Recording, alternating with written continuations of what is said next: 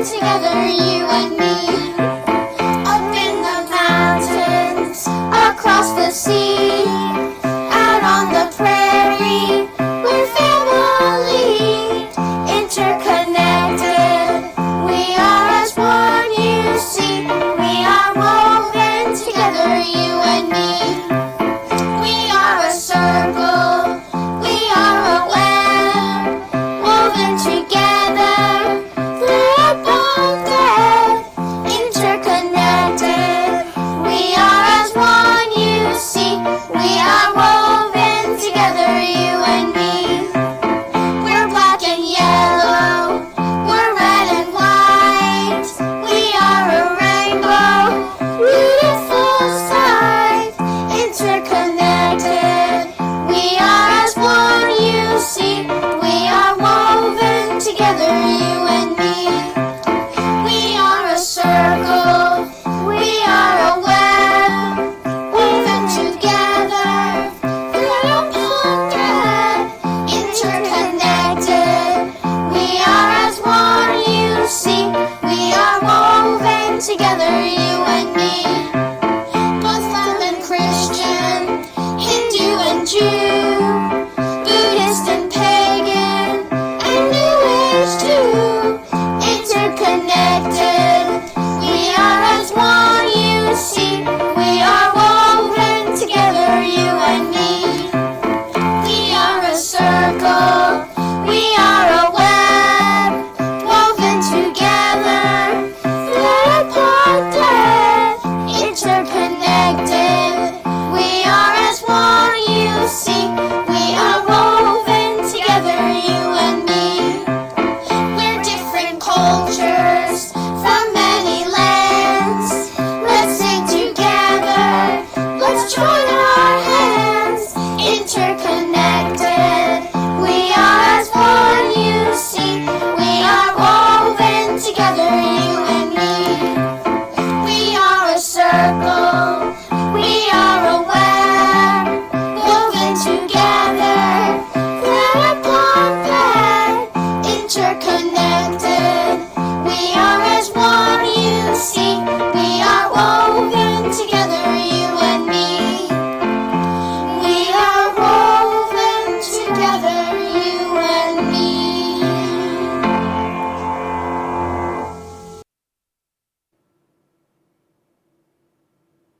Oh my goodness, that was so wonderful. Thank you, Children's Choir and Jenny Crane, for bringing that wonderful song to us. Buenos días y bienvenidos. Good morning and welcome to Cedar Lane Unitarian Universalist Church on this bright, sunny day. I'm the Reverend Katie Romano Griffin, one of your ministers, and I want you to know that whoever you are, whomever you love, wherever you are, and whatever your beliefs, gender identity, immigration or documentation status, or disability, you are welcome here at Cedar Lane. If you're new or if you feel new to Cedar Lane, you're invited to complete the newcomer form that's right in the chat. We are having a new member recognition next week. Nicole Singer is in the chat and can give you some details if you haven't signed the membership book. Nicole's the person you want to reach out to. We'd love to welcome you into membership in this amazing community next week. Our pastoral visitors are an extension of the ministry team, and I know I saw Joanne Jersey active already in the chat. Know that there are pastoral visitors available for you online in the chat, and you can always reach them by phone here at Cedar Lane as well. As we continue with our service, we want to share a few announcements with you. That's right. Good morning, Katie. Good morning, Reverend Abi. I'm really excited to share our first announcement. Let it go. We're going to be reopening next Sunday.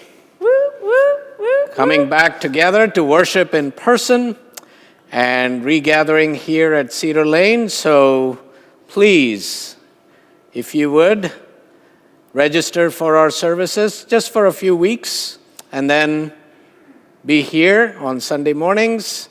And we're going to continue being masked on campus and any other things that people should know about before they show up next Sunday. you'll want one of these, and KN95s or an N95 mask. Don't worry if you don't have one or if you forget it. We have some here, and our amazing hospitality team that has been rolling with all of the changes and helping to keep us going in these times will have them in the lounge. That's where you'll want to check in.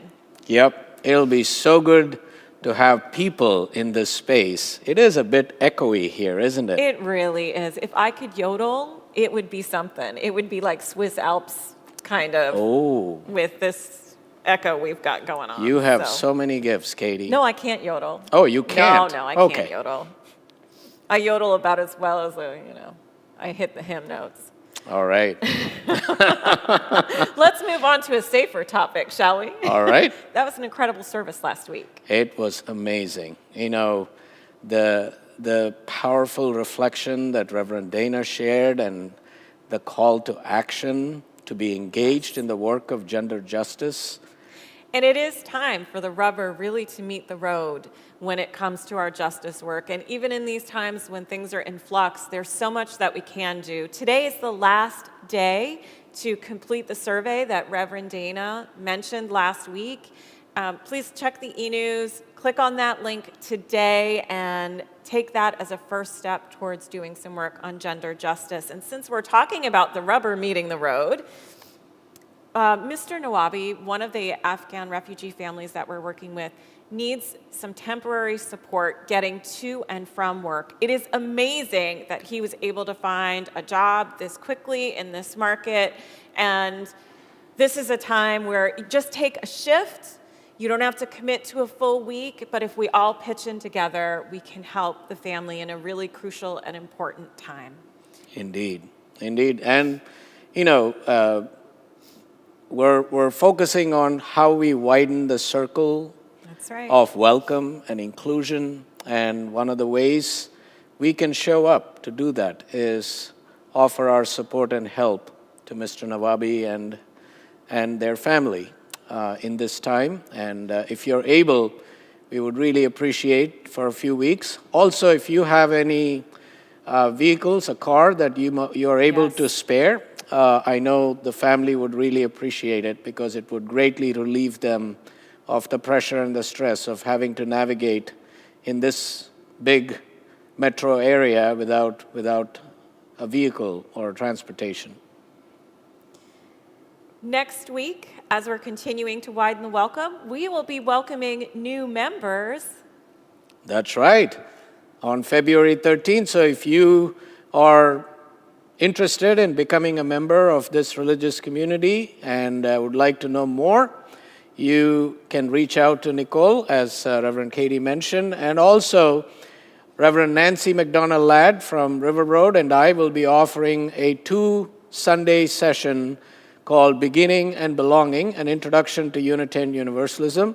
We call it a quick and not so dirty introduction to UU on all things UU, so you're welcome to come check it out if that intrigued you.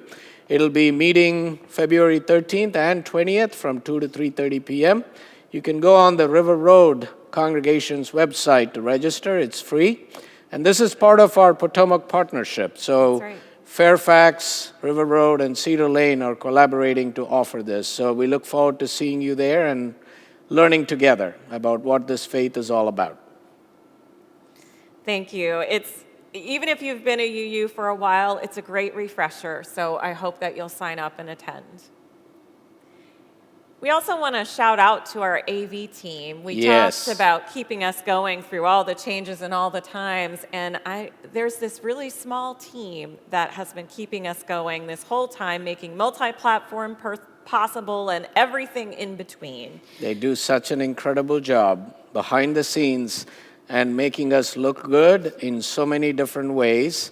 And I know those of you who are watching this service really appreciate all the time and effort that goes into making these services happen, and they are such seamless experiences.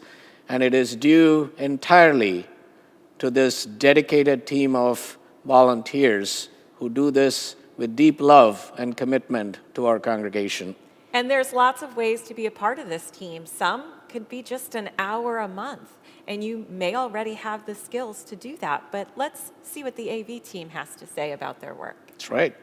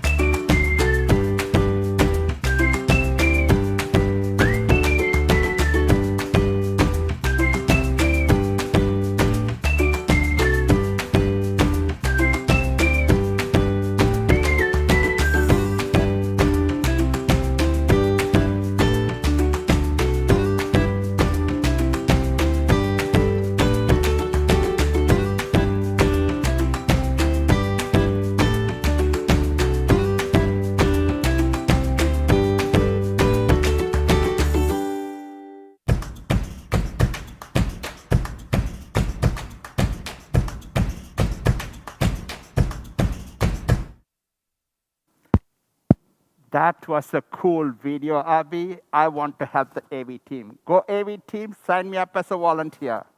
Right. There you All go. right. We have a live testimonial from the sanctuary. Thank you, Raj, for your commitment to My join the pleasure. AV team. My pleasure.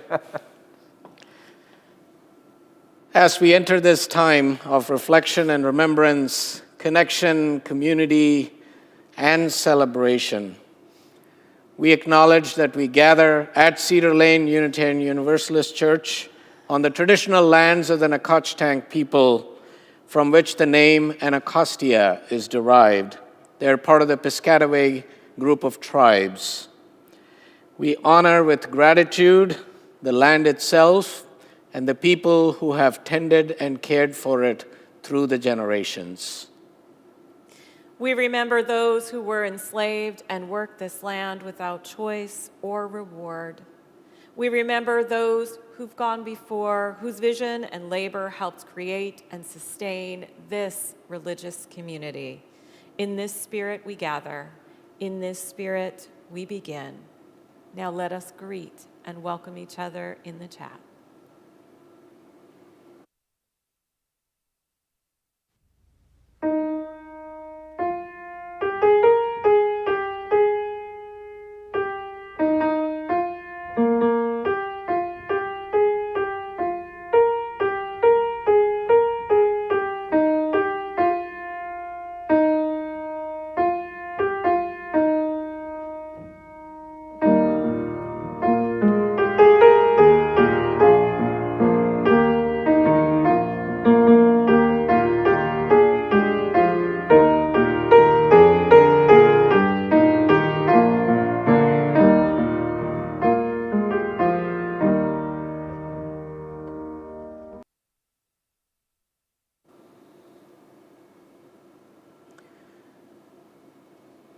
We invoke the words of the Reverend Hope Johnson. We are one, a diverse group of proudly kindred spirits, here not by coincidence, but because we choose to journey together. We are active and proactive. We care deeply. We live our love as best we can. We are one, working, eating, laughing, playing, singing, storytelling, sharing, and rejoicing, getting to know each other, taking risks, opening up, questioning, seeking, searching, Trying to understand, struggling, making mistakes, paying attention, asking questions, listening, living our answers, learning to love our neighbors, learning to love ourselves. apologizing and forgiving with humility, being forgiven through grace, creating the beloved community together. We are one.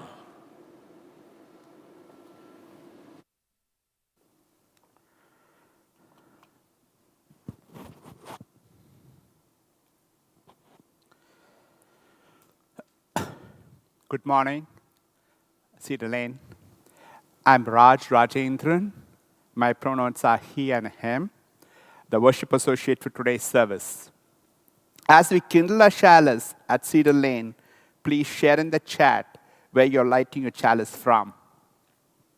May the chalice flame call forth in our hearts the stories of all who have come before us, the memories of those who are with us today, and for all those who will come after us. May we call upon that light which shines in each of us to give us the strength to journey together into the future and do the work that is necessary.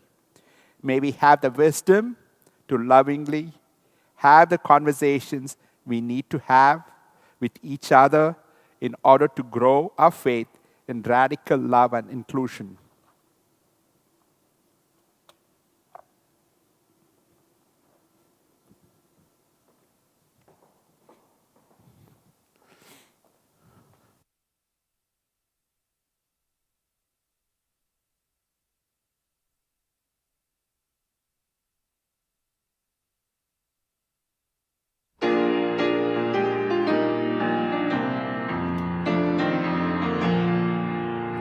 Gather the Spirit, harvest the power. Our separate fires will kindle one flame. Witness the mystery of this hour. Our trials in this light appear all the same. Gathered in peace, gather in thanks, gather in sympathy now and then, gather in hope, compassion and strength, gather to celebrate once again. Gather the Spirit of heart and mind, seeds for the sowing are laid in store, nurtured in love and conscience refined, with body and spirit united once more. Gather in peace, gather in thanks, gather in sympathy now and then, gather in hope, compassion and strength, gather to celebrate once again. Gather the Spirit growing in all, drawn by the moon and fed by the sun, winter to spring and summer to fall, the chorus of life resounding as one. Gather in peace, gather in thanks, gather in sympathy now and then, gather in hope, compassion and strength, gather to celebrate once again.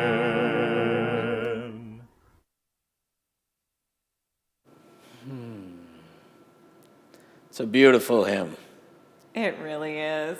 and really speaks to the spirit of community and looking forward to gathering in peace and strength once again.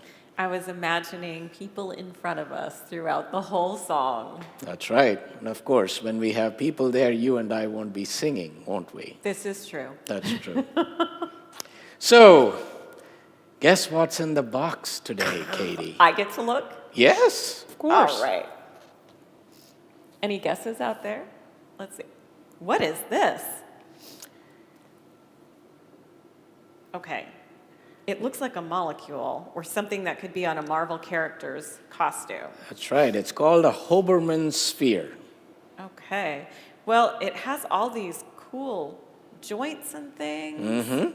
Almost like organic compounds, those wonderful structures you learn about when you study organic chemistry. Yeah. And it has a circle at the center, but it's really sort of Right. spiky in a way and kind of inaccessible, not hospitable. Yes, yes, of course, that reminds people of other things that we won't name. But Yeah. try pulling it apart, see what happens. Oh, look at that. When we pull it apart and widen the circle, Yes, there's space in there. that's right. This makes me think of both our seventh and eighth principles, too. Our seventh, because it's clear how interconnected everything is and how it takes all of us working together to equitably open this and make it a good circle. There's all these wonderful joints and these tensions that need to exist in order for the circle to grow. And when they're in balance, there's space for more people within. That's right, it is. Because, those links by themselves are somewhat weak and fragile even. But when they connect and they create that circle, that sphere, they are stronger together. And as you saw, when you pulled it wider, the center expanded Yes. to create this beautiful, beautiful circle, which just to me reminds me that the center, as the center expands, there is more space for us to gather in the center. It's not that there is not enough space that those who are in the center get pushed away.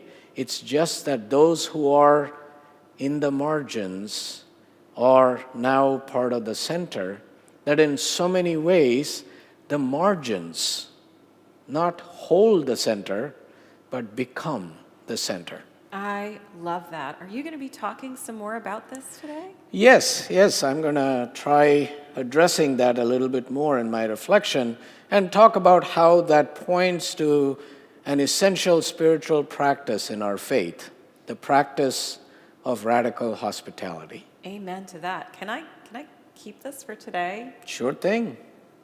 All right. Awesome. Enjoy. Thank you. I look forward to hearing your sermon too. All right. This is fun.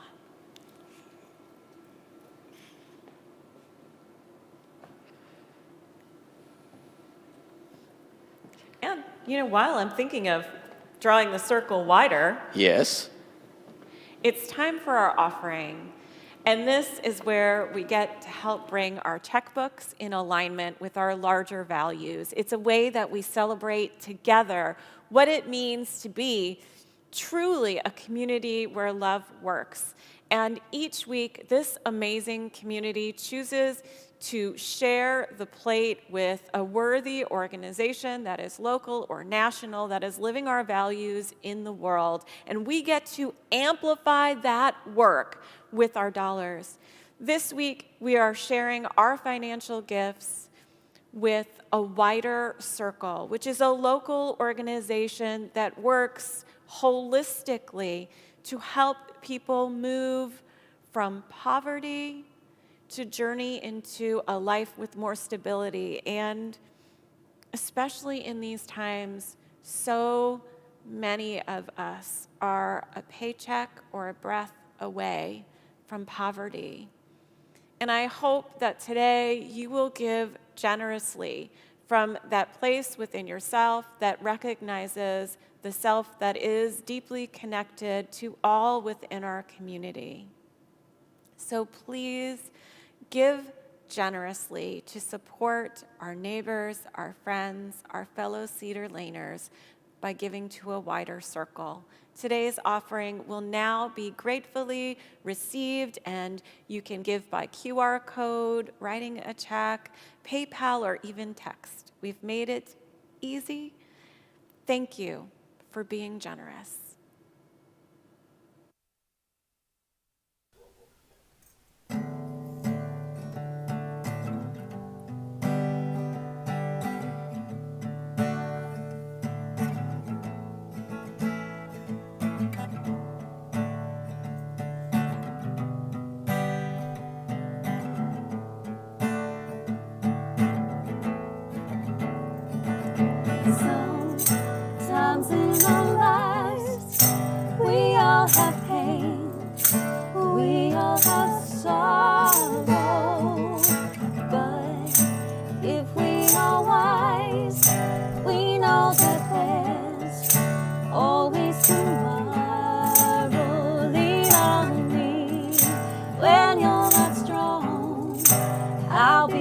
friend.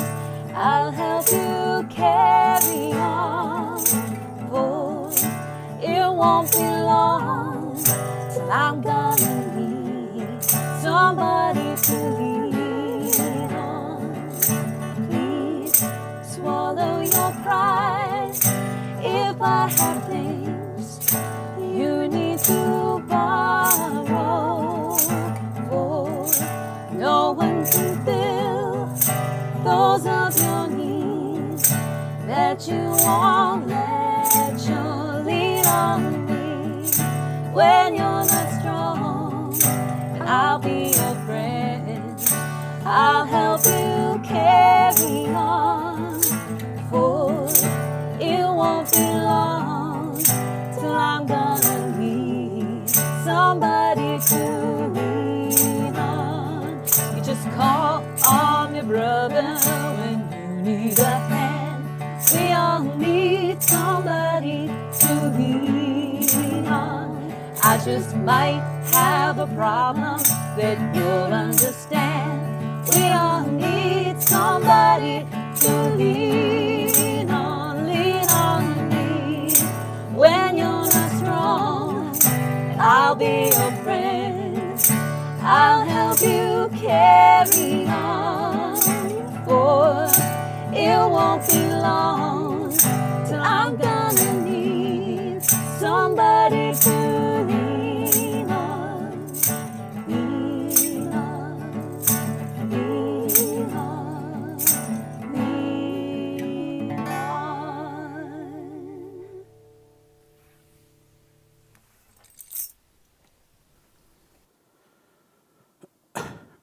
Good morning.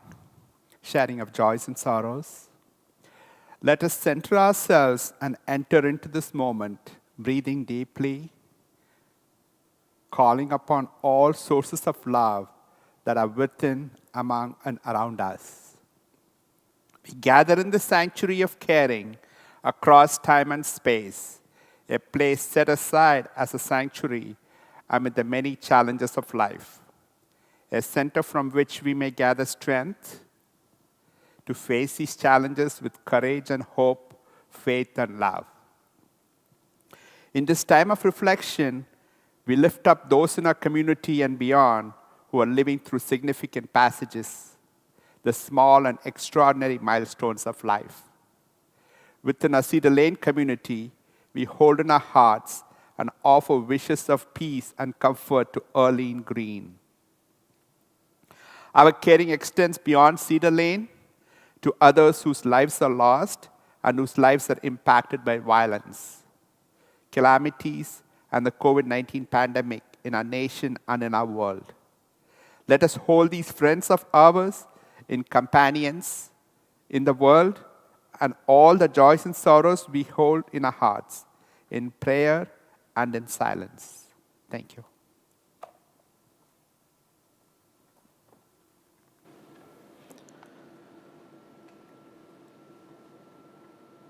Let us continue to center ourselves in the spirit of meditation, reflection. Wherever you are, I invite you to place your feet on the earth. You can close your eyes or lower your eyes as you feel comfortable. And begin taking a deep breath, breathing in, breathing out. Breathing in, breathing out, as we feel the earth beneath us in this moment, whether we are sitting, standing, or lying down, feeling the ground beneath us, the sense of belonging that is so inherently true about our being here, right now. Let us come into our body more fully, breathing in, breathing out, guided by these words from meditation teacher Thich Nhat Hanh. Breathing in, I know I am breathing in. Breathing out, I know I am breathing out.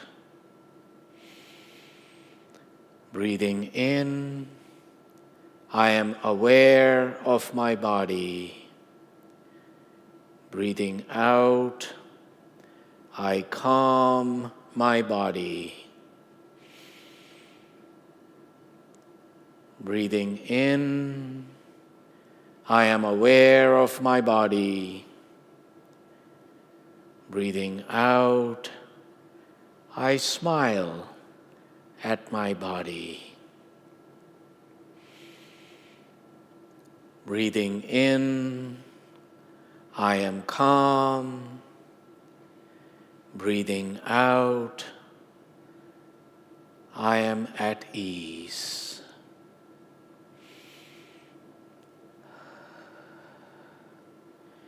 Breathing in, I smile. Breathing out, I release.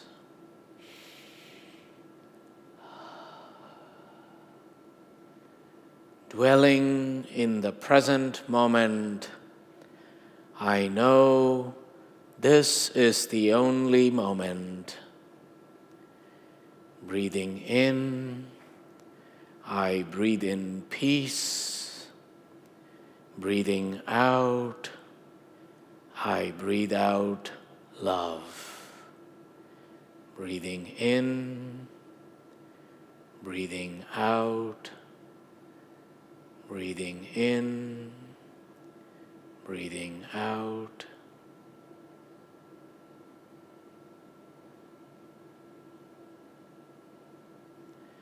As we breathe in and out and enter the silence together,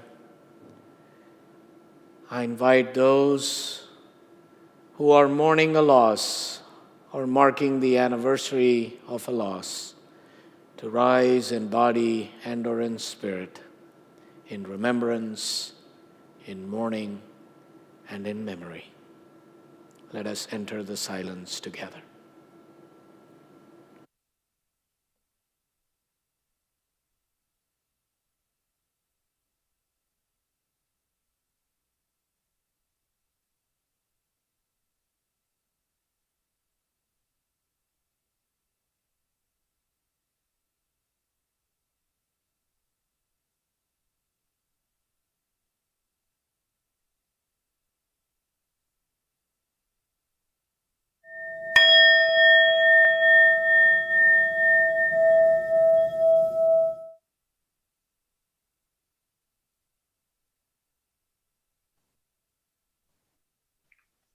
Buenos dias. Good morning. My name is Eduardo Hernandez, and I'm an at-large member of the Cedar Lane Board of Trustees. I would like to speak to you this morning about the Widening the Circle of Concern report published by the UUA in 2020. I would also like to describe the actions that your Board of Trustees is taking to address this report and the critical issues that it raises. And finally, I want to indicate how you can participate in the upcoming Widening the Circle activities to help Cedar Lane fully utilize this report in order to become a more multicultural, spiritually engaged, beloved community. In 2017, in the aftermath of the abrupt resignation of UUA President Peter Morales, there were charges of racist hiring practices at the UUA, a widespread perception of institutional racism within the UU world, and a lack of attention to the concerns of BIPOC, that is, Black, Indigenous people of color, UUs at all levels of our faith community. In response, the UUA interim leaders announced and chartered what was called the Commission on Institutional Change at the 2017 General Assembly held in New Orleans. This commission, chaired by the Reverend Leslie Takahashi, was instructed to, quote, conduct an audit of the power structures and analyze systematic racism and white supremacy culture within the Unitarian Universalist Association. The Commission on Institutional Change met for 3 years, during which time it heard testimony from BIPOC UUs, reviewed documents, conducted an audit of hiring practices, held focus groups, and engaged the services of outside consultants. At the June 2020 GA, it issued a final report. Of course, June 2020 was the height of the pandemic, and by that time, UU congregations had suspended in-person services and other activities. Nonetheless, many UU congregations across the country welcome the report as much needed and a meaningful guide for identifying long-standing problems plaguing Unitarian Universalism. Some of these same congregations were also involved in adopting the principle and considered the Widening the Circle report as a blueprint for embodying it. This report is an important milestone for our faith community. Some consider it to be one of the most important, significant UU documents in the past decade. The authors themselves have indicated that addressing the concerns and issues contained in this report are critical for the future of our faith, and that, quote, we've got to get it right this time. The report itself is quite comprehensive. It contains chapters on topics such as governance, theology, hospitality and inclusion, accountability and resources, and educating for liberation. It presents recommendations for all levels of the UU world, from the association itself to congregations. It reflects the hard work of the commission, a strong methodology, and a very serious approach grounded in theological reflection. Further, after the issuance of the report, the commission, in conjunction with the Liberal Religious Educators Association, the UU Ministers Association, and the UU Lifespan Faith Engagement Office, published a Widening the Circle of Concern Study Action Guide. This guide provides congregations with strategies on how to approach each section of the report, along with very helpful recommendations. I should note that both documents are available at the UUA website, which is simply uua.org. So what's happening here at Cedar Lane?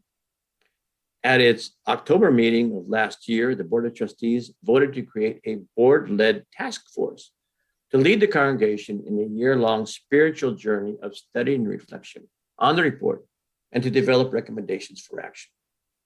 This board task force is being co-facilitated by Board President-elect Bob Essing and myself, with the participation of 3 other board members, Becky Lupus, Roger Santo Domingo, and Mama House Wahedi. And I'm pleased to add that we have another 6 members of the congregation who have agreed to serve on this task force. Reverend Abi will provide the ministerial support to our group. So how can you get involved in the process of study, reflection, and formation of recommendations? First, if you would like to join the task force, or you represent a group that would like to be represented on the task force, please contact either Bob Essing or myself, Eduardo Hernandez. Information will be available on the e-news on how to do that. Second, be on the lookout for a survey being developed by task force members Jack Welsh and Stephanie Williams that will be coming soon as we seek additional information about some specific issues contained in the report. And third, starting this month, the task force will hold monthly meetings at which time one chapter of the report will be discussed. The first meeting will be held on Thursday, February 24th at 6 p.m. The topic will be theology within the context of the Widening the Circle report, and will be co-facilitated by Reverend Abi and myself. So please mark that date down on your calendar. That again is February 24th at 6 p.m. Additional information and Zoom link will be available in the emails. And again, remember that the report and study guide are available at uua.org. In conclusion, it is our hope that you will give serious consideration to helping the board on a spiritual journey to review this important report and develop meaningful recommendations for actions here at Cedar Lane. Gracias. Thank you.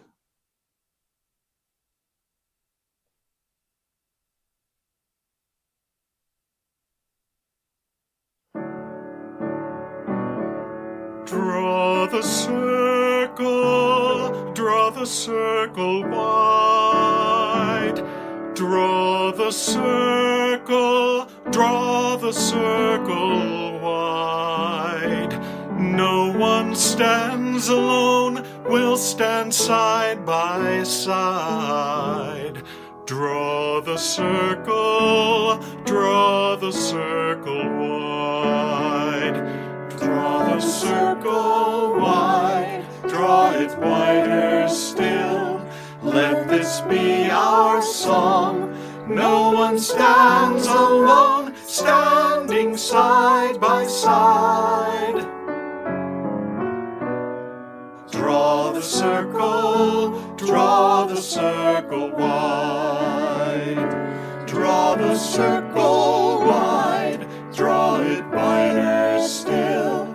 Let this be our song. No one stands alone, standing side by side. Draw the circle wide. In your sadness and in your grief, all this pain, it seems there's no ease. We will hold you until the stones have silenced. Draw the circle wide.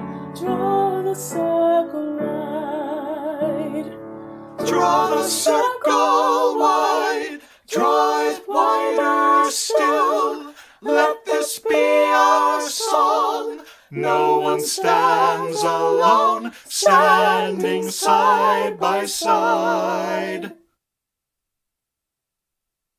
Draw the circle wide. Draw the circle wide, draw it wider still. Let this be our song. No one stands alone, standing side by side. Draw the circle wide. Draw the circle wide.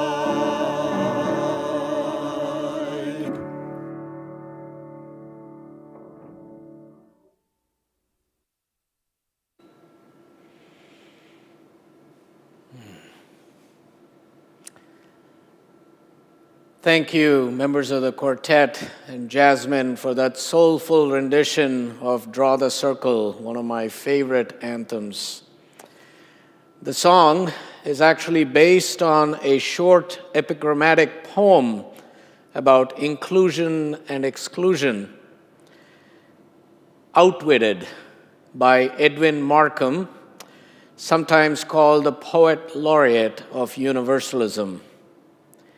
He drew a circle that shut me out, heretic, rebel, a thing to flout. But love and I had the wit to win. We drew a circle that took him in. This poem and song are an invitation and a call to widen the circle of welcome and inclusion. The theme that we are exploring this month, and also doing the work through the Widening the Circle report that Eduardo spoke about. It is a call to build the beloved community, a call to practice hospitality. Now, over the years, my family and I have received what can only be called radical hospitality from total strangers. In my first year in seminary at Meadville Lombard in Chicago, barely a month into my arriving in this country, I was sitting one day at the desk wondering about what I was going to do and how I was going to be able to afford paying for seminary, because I found out, much to my shock, that I needed to pay way more than what I had realized due to a clerical error. There walked through the doors this Unitarian Universalist minister, the Reverend Frank Robertson, who proceeded to welcome me to Chicago and then invited me to his home later that weekend and introduced me to the congregation he was serving, the Unitarian Church of Evanston, and then proceeded to initiate a process by which I was able to do an outreach ministry for the rest of my time in seminary that allowed me not only to pay for my seminary education, but also to bring my family to Chicago. A total stranger who walked in and proceeded to support me so that I could continue with my education and become a minister. Another example, in my final year in seminary, we were living in Evanston at that time, and Lalita was 7 months pregnant with Yashasvi. And Abhimanyu was 4 years old, and we did not have a car and could not afford one, and it was quite difficult to get around to do what we needed to do. And one day, we needed to get groceries from Devon Avenue, the Indian neighborhood in Chicago. And so we decided to call a cab because we had lots of things to get. And the cab driver, whose name was Salim, turned out to be Pakistani. And as we were on our way, the car got into an accident. It was sideswiped by another car that tried to cut into his lane.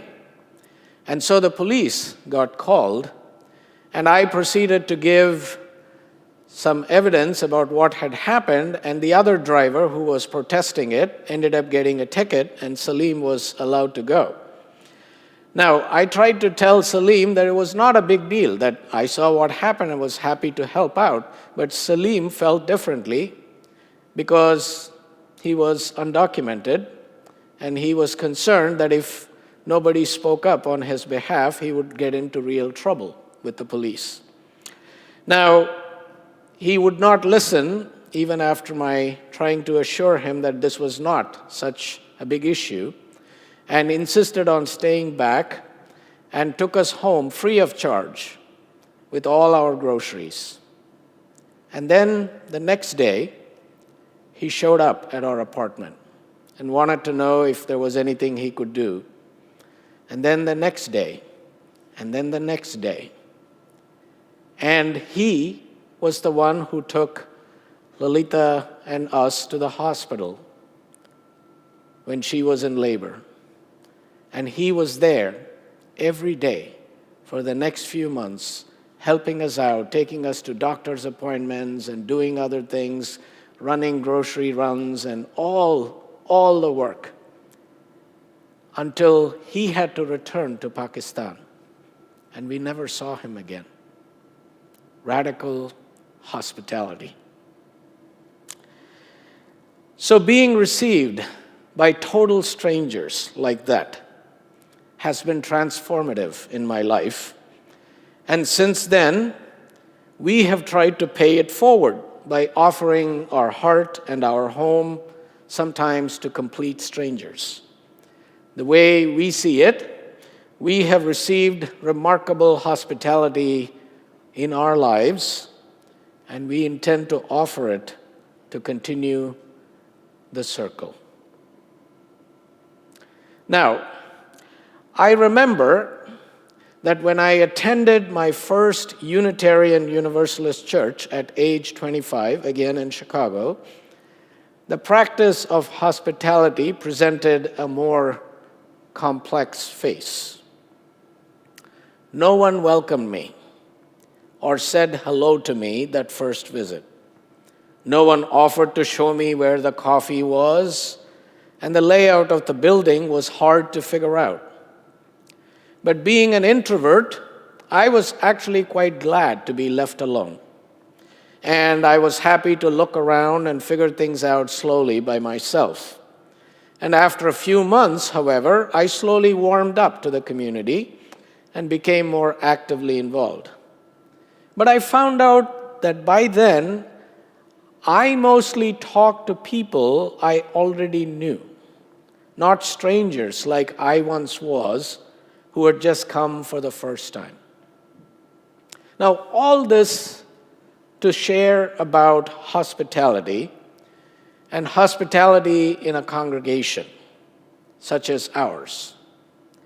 It is important, certainly. In fact, hospitality is at the heart of our vision and mission. That is, when we say we are a religious community where love works, where we gather to explore the eternal, nurture community, and build a more just world, where we gather to dare to embody beloved community, we are in essence saying we are committed to practicing hospitality, to widening our circle, not only of our concern, but of our welcome, of our inclusion. But I don't think hospitality can be sensibly defined as simply saying hello or shaking hands or bumping fists or providing pulpit welcomes that we do every Sunday. I think it's more demanding than that. And it calls for more intentional work. Work that we have to commit to doing day after day, week after week, month after month, year after year, to really create and cultivate and sustain a welcoming community that is there for all who come through our doors, literal or metaphorical. And we need to understand that that work calls us to figure out what in our theology supports us as we try to do this work, the inner and outer work of hospitality, of widening the circle. And what in our theology guides our commitment, our Unitarian, our Universalist, and our Unitarian Universalist theology. Our Unitarian theology, which is about unity, the unity that affirms the unity of all life, all existence, the unity that calls us to come together, to reach out to one another across and despite our differences, to share with and care for one another. Our Universalist theology, which is about love, the love that will not let us go when we feel alone or vulnerable, the love that will not let us down when we need to feel its presence to journey with courage and compassion, or the love that will not let us off the hook from doing the covenantal work of building the beloved community. The love that is available to each and every one of us, that reminds us that we are already loved and lovable, even when we have broken our vows 1,000 times. And our Unitarian Universalist theology that asks us to lead not from certainty, but from vulnerability. Not from perfection, but with our imperfections. Not from our strength, but from our heartbreak. Because it is when our hearts are broken, when we have failed ourselves or others have failed us, it is when our hearts are broken, when they are broken open, that we open our hands and our hearts and can be held and also hold. Our challenge is not that we don't have a liberatory theology. We do. Our challenge is how to transform that theology that calls us to be committed to practicing radical hospitality from a pluralism of ideas to a pluralism of being, of doing. And so perhaps the only real question we have to ask and to answer is whether we are willing to open our hearts and our hands to live into our theology. The poet Marge Piercy says, "True community begins when we say we, and each day we mean one more." The creating and the building of true community takes mindful and diligent work and welcoming to include that one more. even when they are different from us, especially when they are different from us. You see, it is easier to widen the circle of inclusion and welcome to those we know, with those who look like us, or talk like us, eat like us, move like us, live like us, believe like us, or love like us. It gets a bit more challenging when we are dealing with those who are different from us. In her perfectly titled story poem, My Grandmother Washes Her Feet in the Bathroom Sink at Sears, Professor Moja Kaf, a Syrian-American poet who teaches English at the University of Arkansas, writes, My grandmother puts her feet in the sink at the bathroom at Sears to wash them in the ritual washing for prayer, wudu, because she has to pray in the store or miss the mandatory prayer time for Muslims. She does it with great poise, balancing herself with one plump matronly arm against the automated hot air hand dryer after having removed her support knee highs and laid them aside, folded in thirds, and given me her purse and her packages to hold so she can accomplish this august ritual and get back to the ritual of shopping for housewares. Respectable Sears matrons shake their heads and frown as they notice what my grandmother is doing, an affront to American porcelain, a contamination of American standards by something foreign and unhygienic, requiring civic action and possibly use of disinfectant spray. So they fluster about and flutter their hands, and I can see a clash of civilizations brewing in the Sears bathroom. My grandmother, though, she speaks no English, catches their meaning, and her look in the mirror says, I have washed my feet over Iznik tile in Istanbul with water from the world's ancient irrigation systems. I have washed my feet in the bathhouses of Damascus over painted bowls imported from China among the best families of Aleppo. And if you Americans knew anything about civilizations and cleanliness, you'd make wider wash basins anyway. My grandmother knows one culture, the right one, as do these matrons of the Middle West.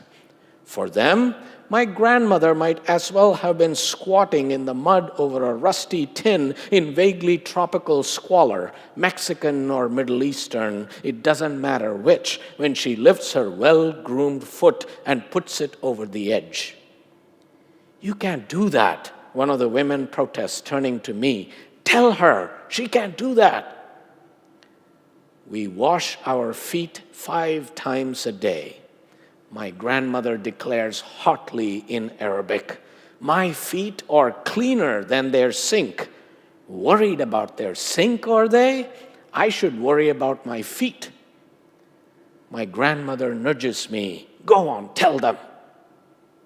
Standing between the door and the mirror, I can see at multiple angles my grandmother and other shoppers, all of them decent and good-hearted women, diligent in cleanliness, grooming, and decorum. Even now, my grandmother, not to be rushed, is delicately drying her pumps with tissues from her purse. For my grandmother always wears well-turned pumps that match her purse, I think in case someone from one of the best families of Aleppo should run into her here in front of the Kenmore display. So I smile at the Midwestern women as if my grandmother has just said something lovely about them, and shrug at my grandmother as if they had just apologized through me. No one is fooled, but I hold the door open for everyone, and we all emerge on the sales floor, and lose ourselves in the great common ground of housewares and markdowns.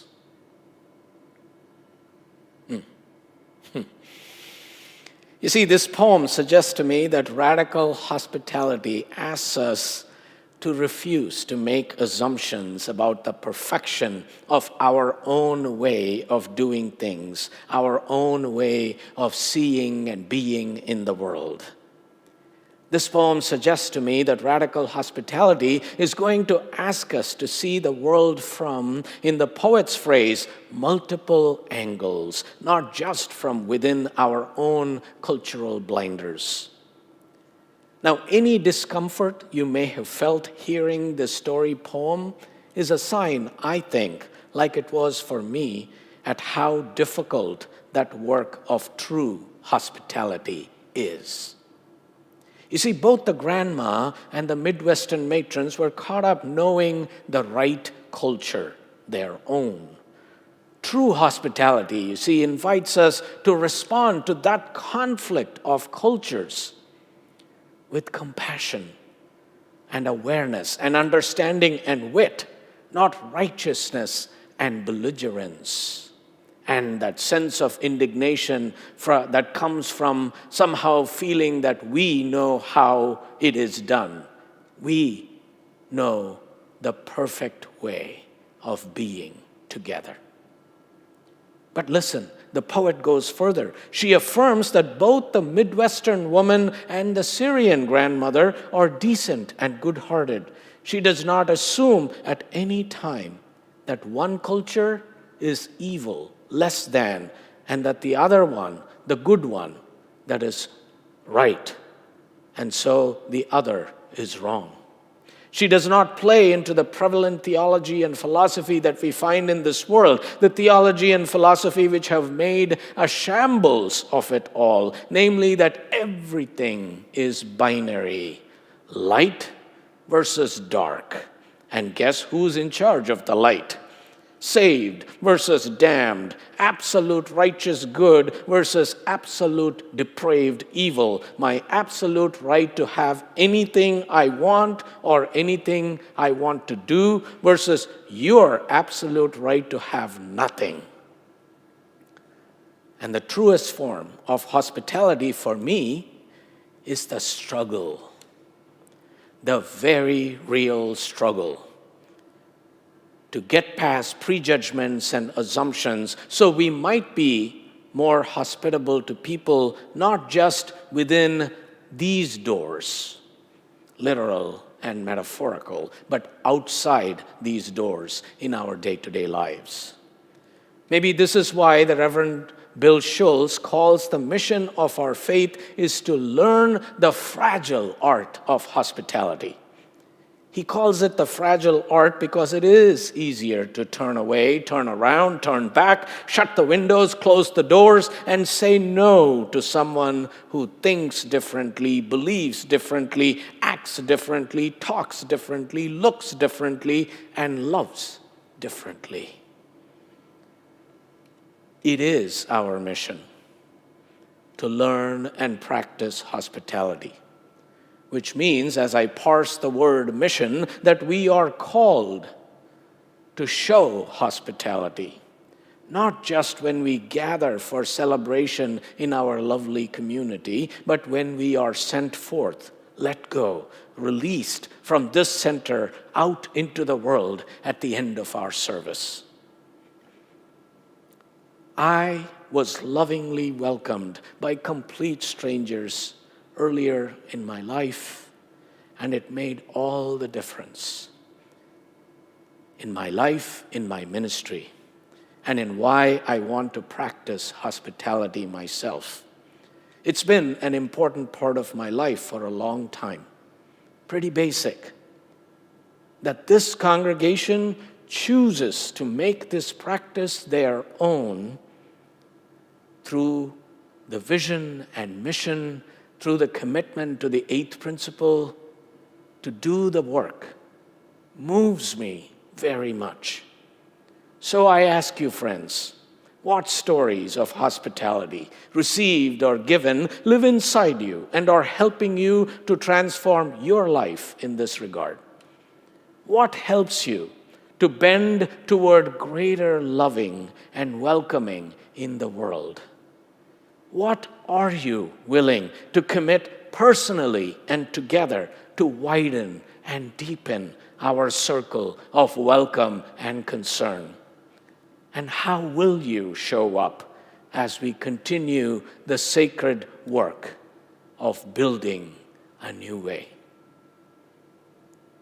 May it be so. Amen. And now I invite us to rise wherever we are in body and or in spirit to sing, "We Are Building a New Way."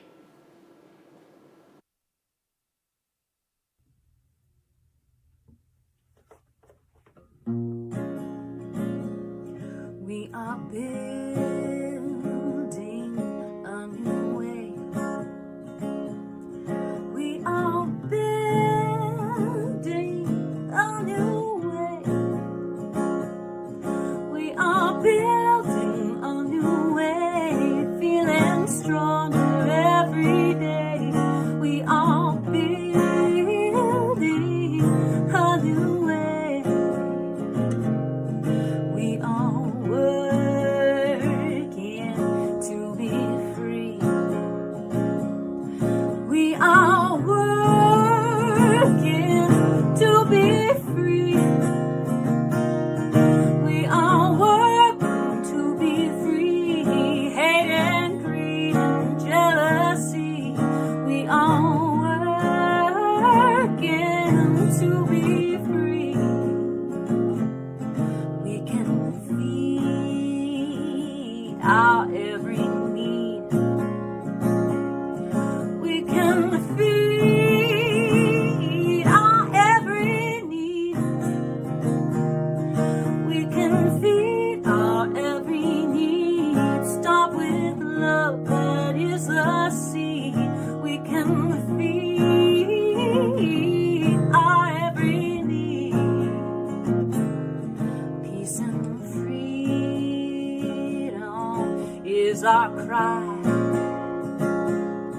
Peace and freedom is our cry. Peace and freedom is our cry. Without peace, this world would die. Peace and freedom is our cry. We are building a new way. We are building a new way. We are building a new way, feeling stronger every day. We are building a new way.